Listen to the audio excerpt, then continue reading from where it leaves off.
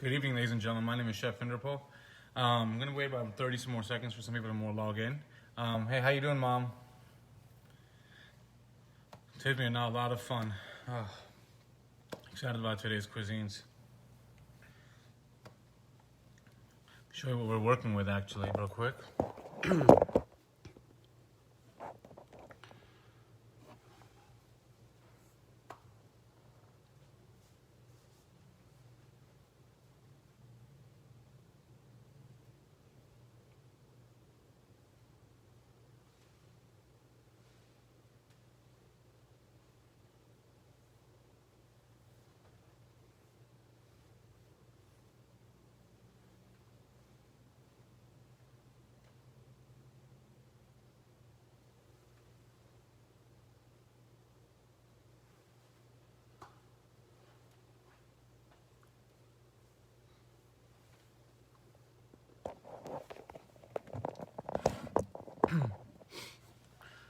Well, good afternoon, ladies and gentlemen. My name is Chef Inderpal. Today we're making sticky pineapple country-style ribs, and we're going to be making some apple slaw. Apple slaw is basically coleslaw, but we're going to be infusing with some apples. I'm going to walk you guys through, like I do every day, of how to prepare it, all my mise en place, what we're going to be going through, and then I'll make a part 2 of when the final thing is actually completed. Let me walk you through. Come right back. And if you guys are actually watching this, please share this, like this, comment this. If you're watching it later, hit the pound sign. I can drop you guys a message. If you get any questions, type them away and I'll always answer them as well. So the first thing is you want to turn your oven on to 220 degrees. If you have a regular oven, you're going to turn it to 220. For a convection oven, you're going to turn it to 200 degrees. Like I said, convection oven, 200 degrees. Without a convection, you're just going to turn on a regular bake oven, 220 degrees. You want to make sure you have a roasting pan on the stove. Make sure you have a nice heavy roasting pan.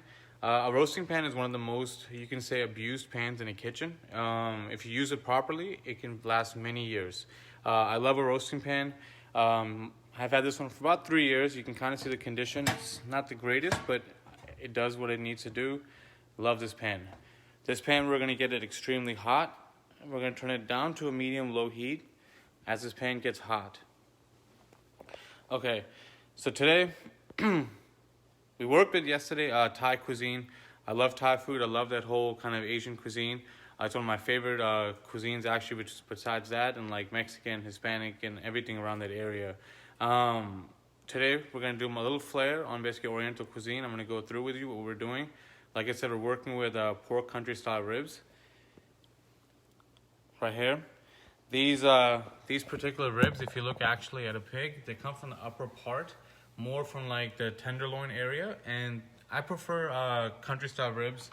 A reason being is because if you look at the marble ratio between fat to meat, there's about 90% of meat to 10% of fat. Usually regular ribs are between 60 to 40 or 70 to 30, 30 being fat, 40 being fat. So I would prefer the ones that are a little more meatier. You can also get some country style ribs actually in a bone, preferably if you do find bones, A+. If boneless, it's perfectly fine as well. Salt and pepper to taste. We have a quarter of a teaspoon of cayenne pepper. We're going to keep cayenne pepper in here. We want the heat from this. This guy, if you remember from last week when we were making our chicken roulade, the chicken stock, this is basically the chicken stock that we made and we saved it for this application right here. Fresh California bay leaves. Again, from my last video about bay leaves, using fresh ones, great product, bring out the more of an anise flavor into a product. Fresh thyme, about a quarter cup of fresh thyme is used right here. We have the ends of 4 spring onions, just the ends, and I'm going to explain to you what we're going to do with the ends, and I'm going to explain to you what we're going to do with the greens. The greens, we're actually going to be using them in our coleslaw mix, which I'll make right after we make the ribs. We have 1 spicy Thai serrano chili, just cut in half. You can see 5 garlic cloves, just smashed. A good pinch of fresh peppercorns. you have a half of basically a pineapple, but all cut into thin slices. You can kind of see how thin these slices are. We're just slicing pineapple really thin, and I'm going to show you guys how we're layering everything together. Half a cup of white distilled vinegar, half a cup of soy sauce, about an ounce of fresh ginger. You want to get the ginger nicely sliced. You don't want to cut it smaller. You want to leave it nicely whole, extract more flavor. One of my favorite products right here, star anise. Star anise is very strong. It's a very distinctive taste. It's a very licorice kind. This actually is an evergreen tree. Grows in northeast Vietnam to southwest China. An amazing. This is definitely a dish that you can definitely tell when star anise has been used. It's a very distinct flavor. Just the smell is like complete like licorice. If you ever had a Twizzlers, imagine eating a whole pack of Twizzlers at one time and then smelling that immediately. That's exactly how only one star anise is. I love the smell of this. A lot of things you can do in the culinary industry with this. Goes great with this, what we're working with today. With the pork, it's gonna go phenomenal. With the bay leaves, the pineapple. As we layer everything together, you'll see how we work all this together. Quick fact about star anise: if you ever take star anise and just say burn it and then toss it in some like fresh fruit, that licorice that comes out into the fresh fruit, an amazing, amazing product, you know? Love star anise, by the way. Again, hi, how is everybody doing today? If you watch this video later, hit the pound sign. I'll message you guys later. If you guys get any questions or anything about what I'm using, how I'm using everything, ask away. I'll do my very best to answer everything. Thank you guys. We're gonna start cooking everything now. So remember, we got the roasting pan on a medium heat. We're gonna get this to a nice high heat. You want the roasting pan to be extremely hot. Add a little bit of canola oil.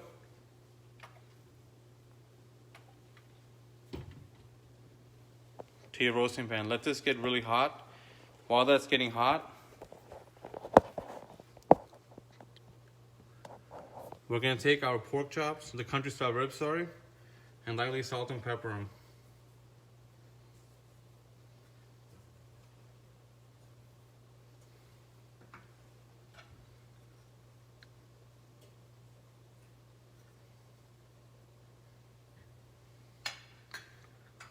Cayenne pepper.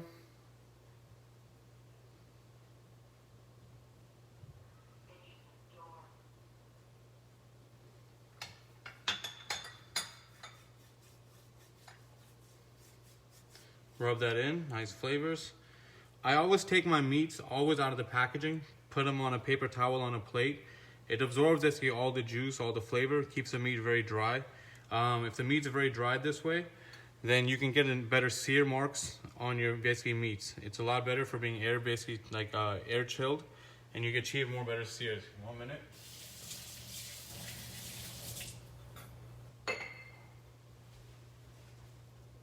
Same thing, salt, pepper.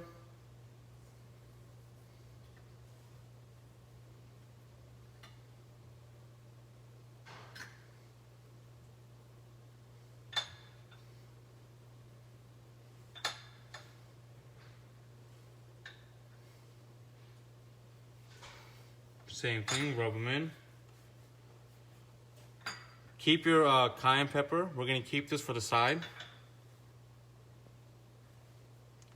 Now we're gonna take these, an extremely hot smoking pan, and we're just gonna lay them down.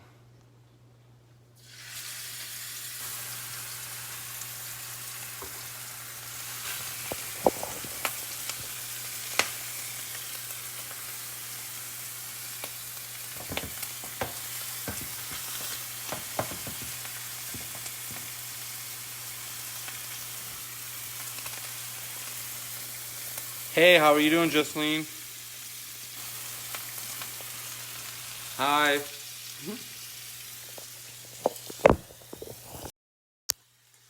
Taking this pan away.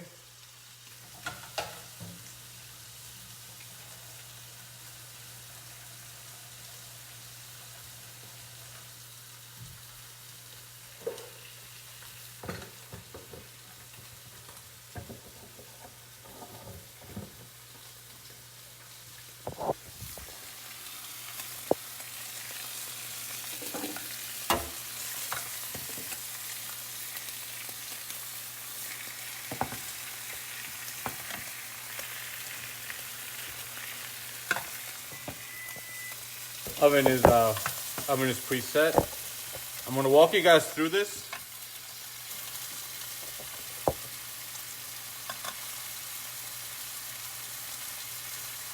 I already got some pineapple saved for you.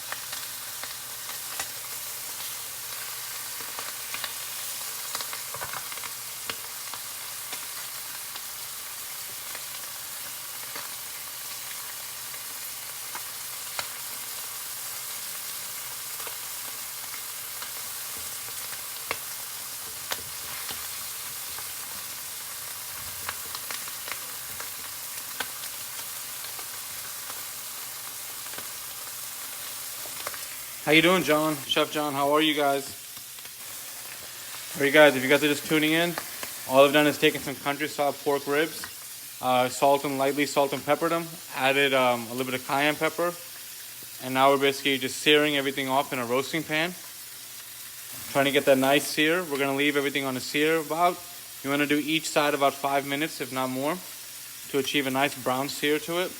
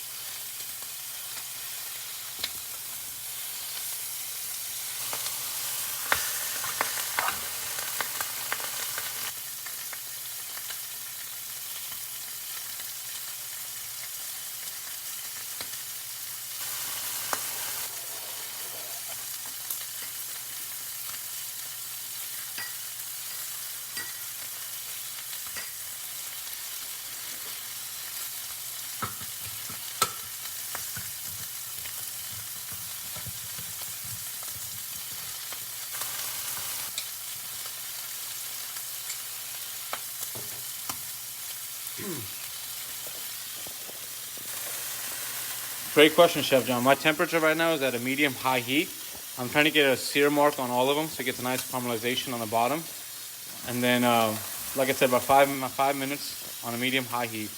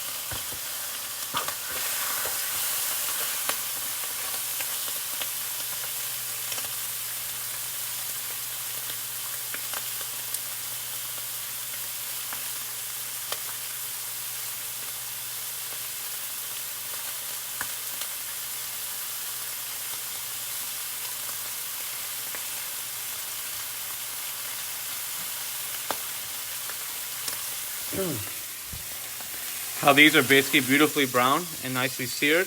This is what we're exactly looking for on seared pork on these basically.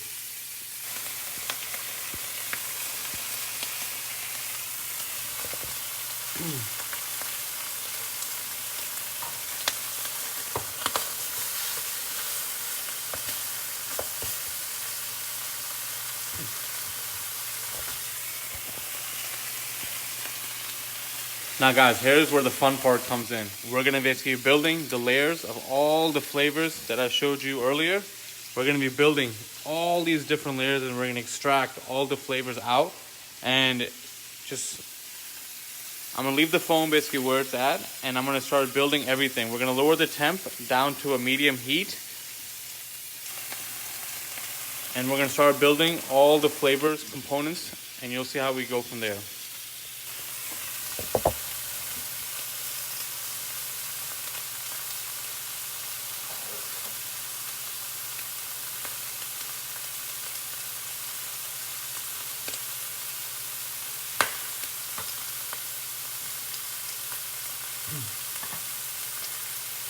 Okay, so we have some ginger. You want to add a little bit of ginger on top of your country style ribs. A little bit of ginger going on top.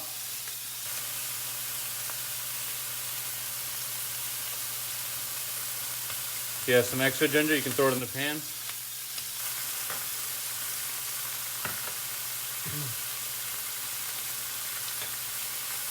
Take some peppercorns in the pan. Star anise, an amazing product. We're gonna take one, put one on each one. Perfect.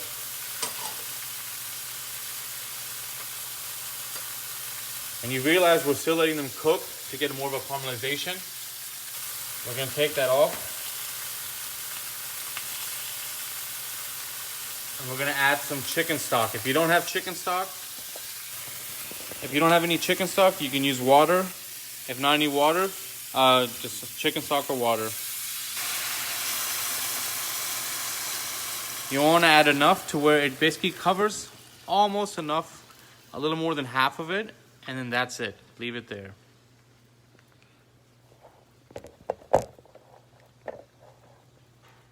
This will basically deglaze the entire pan, bring the flavors back out as it basically boils. To enhance more of the liquid, we're going to add our thyme.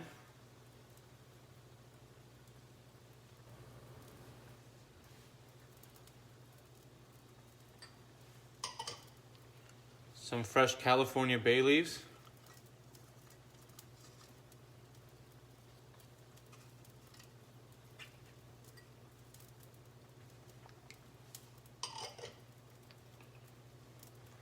The one serrano pepper.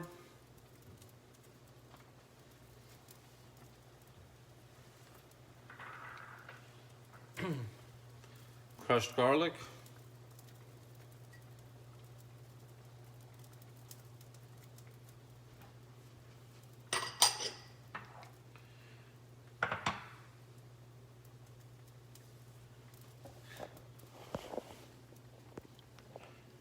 Great question, Chef John. Why didn't I grind all the spices first? I want to leave all the spices whole. I believe that if you leave all the spices whole, it extracts out a little more of the flavors and being it all mixed up together. And I like the visualization that it kind of gives the dish from, like, you know, the garlic, the star anise, how everything just kind of presents. I just like it that way. Great question, Mom. I actually added chicken stock. I added about 2 cups of chicken stock into the pan. And then from here, if you don't have chicken stock, you can definitely use water. If no problem at all. Now we want more of the caramelization of basically the honey of the country style ribs. So we're gonna take some fresh honey, and we're basically just gonna pour it right on top of the ginger and the star anise, and just kind of get that honey going, worked in there.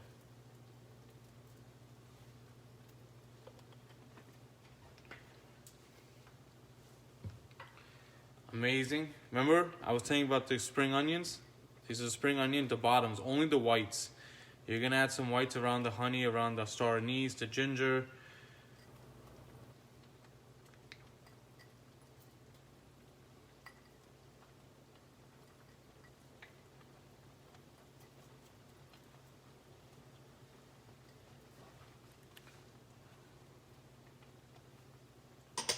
Great question, Adeeth. Hi, how are you doing today? Welcome, thank you for tuning in.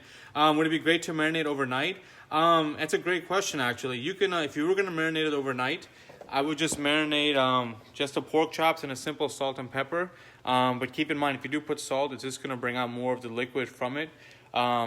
but I would just keep it like a la minute, meaning that just make everything right then and there.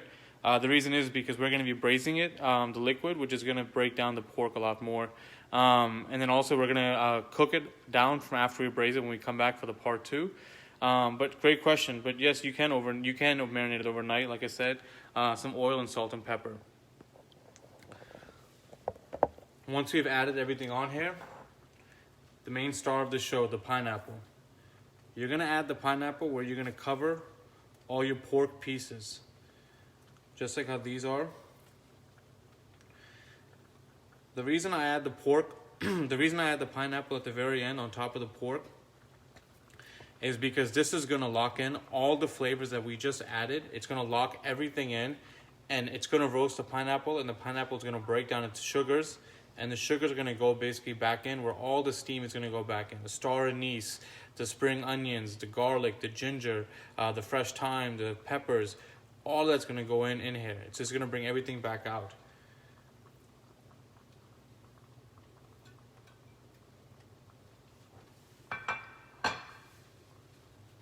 Now, we have some soy sauce. We need to add basically a saltiness product to this. You're going to take your soy sauce and you're going to add it on top.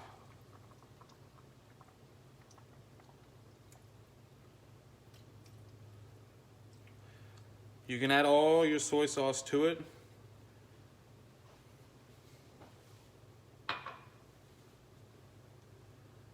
And then, last step. You only want to use half of your vinegar. The other half we're going to keep on side, and we're going to use it in about 1.5 minutes. I'm going to show you why we're keeping half of it. The vinegar you want to add not on top of the ribs, but only in the liquid. Why do you want to add the vinegar? You want to kind of take out the heat the serrano pepper is going to bring out. Maybe a little bit of the garlic is going to bring out. You want it to take this and kind of balance it out with the star anise flavor as well. So take this out. We're going to reserve this.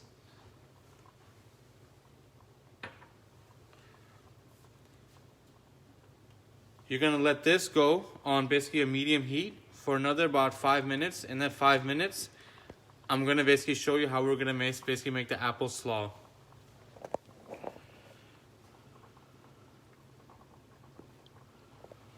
Oh, great question, Harit. Definitely goat chops, I think, would be a phenomenal product with this. Definitely goat chops.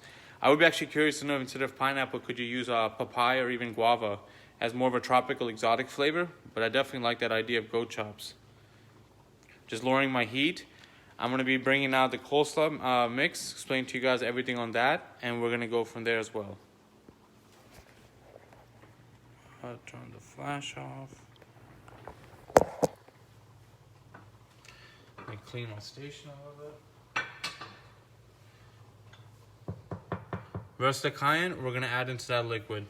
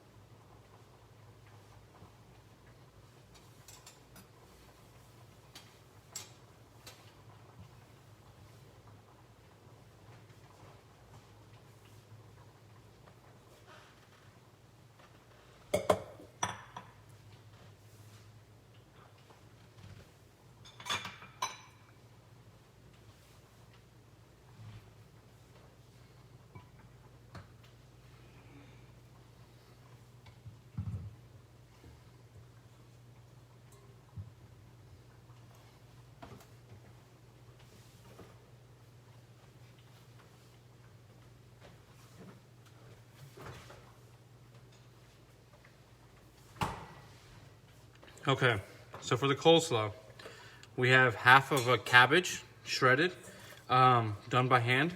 You can shred it if you want to in a machine. I just did it by hand. Half a cabbage, 1 onion, basically just julienne or basically shredded as well.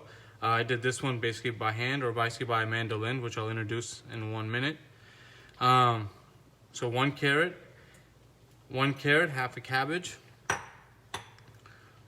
Spice blend. This is gonna basically be 2 teaspoons of black pepper, 2 teaspoons of salt, and 1 tablespoon of sugar. Again, 2 teaspoons of black pepper, 2 teaspoons of salt, and 1 tablespoon of sugar. The green onions that I use in the pork, the whites, these are the greens or the tops that are on top of this. The tops from the green onions. We saved that vinegar, the other half, that's what we're going to use in this as well. We have coconut milk. We're only going to use the fat, or basically the butter that's on top of the milk. We're not going to use the liquid, only the fat, and we're going to reserve the liquid. And we have about one and a half tablespoons of mayonnaise. Salt and pepper to taste. So the first thing I like to do is, this is a mandolin. I'm gonna set my mandolin up and shred apples. If you don't have a mandolin, you can also use a cutting board and slice the apples, but preferably a mandolin, just because of thin slices it can produce. I'll show you both techniques.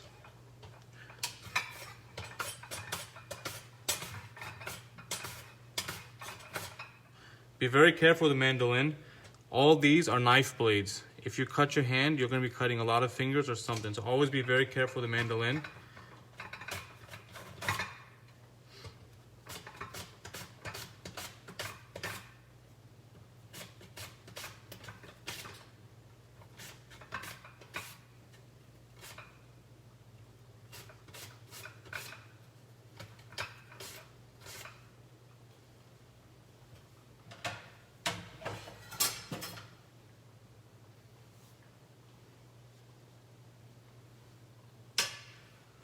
So using a mandolin, you get cuts like this. If you don't have a mandolin, you have to use a cutting board.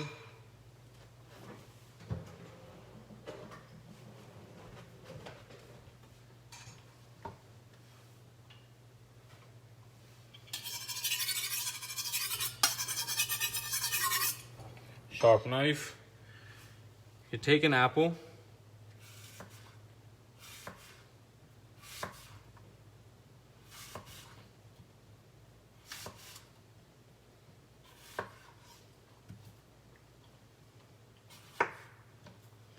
I love using fresh apples. You always get like a little defect in them, and it makes me so happy to see defects actually in apples. Just take your apples, stack them together.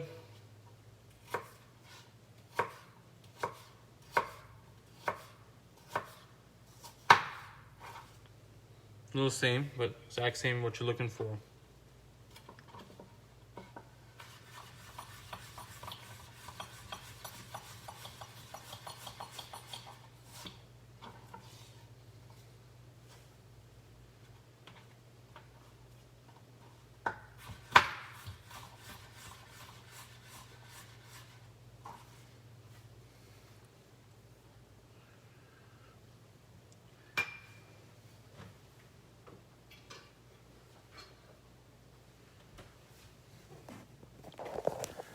Great question, Chef John, about the safety guard on mandolins. They do make a safety guard for mandolins. Unfortunately, the one I purchased, it did not come with a safety guard. But if you do find a mandolin that does have a safety guard, definitely recommend using a safety guard. The only problem with the safety guard is the hole is kind of big. So if you have potatoes or if you have apples or different kinds of fruits that are bigger, you would just have to cut your product and basically order to fit them inside and go there. How you doing, Vicky? How are you? Thank you for saying that. Papaya, ripe or unripe, what do you suggest? Papaya, you can use them, I would recommend ripe probably. You could try it unripe, you'll get more of kind of the bitterness into it, but I recommend using ripe Harit, definitely for that. Goat chops. Oh, Chef, she was saying goat chops, Chef John. I'm gonna flip the camera back over. So we have the apples done. We're gonna add the apples basically into the mix.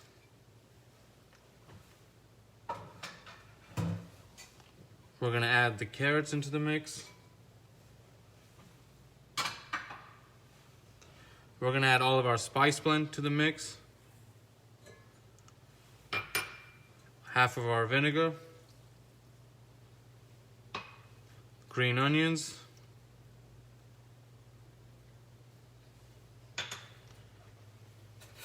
And like I said, the coconut milk, we're going to use just the fat part of the top.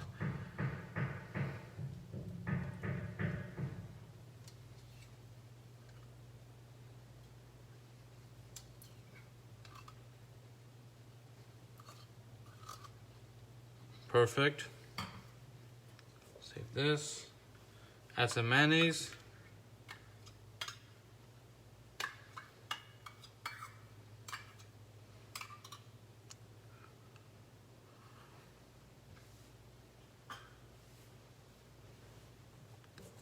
I'm gonna give this a nice light kind of toss, incorporate everything in together.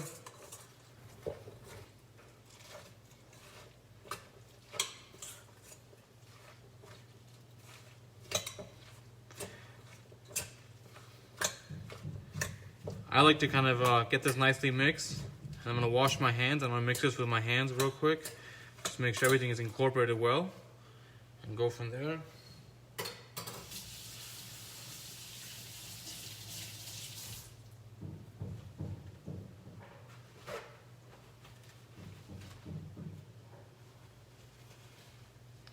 Okay, start mixing this guy. Go from the bottom to the top.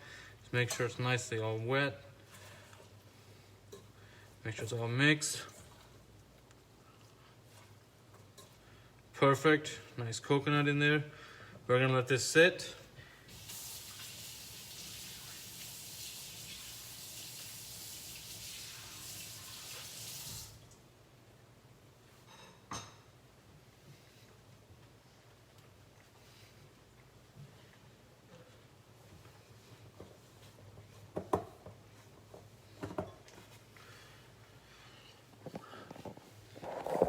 So we're gonna let the coleslaw sit now for about an hour and a half to 2 hours. In the meantime, we're gonna basically take our country style ribs that we've been basically braising on top of the stove.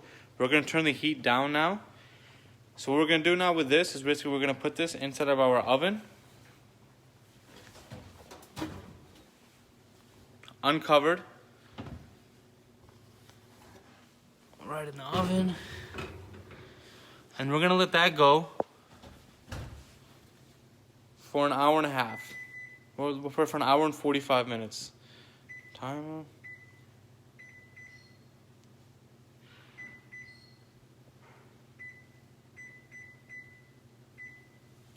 Perfect.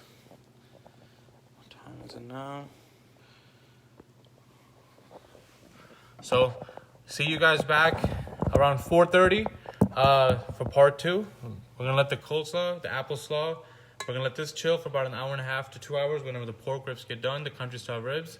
When they get done, I'll bring it back on live. 4 o'clock sharp, I'll see you guys on, actually. 4 o'clock, part 2. Thank you for tuning in. If you guys get any questions in the meantime, definitely message me, ask me. I'll be right here. Can't wait to show you guys how everything looks. Thank you.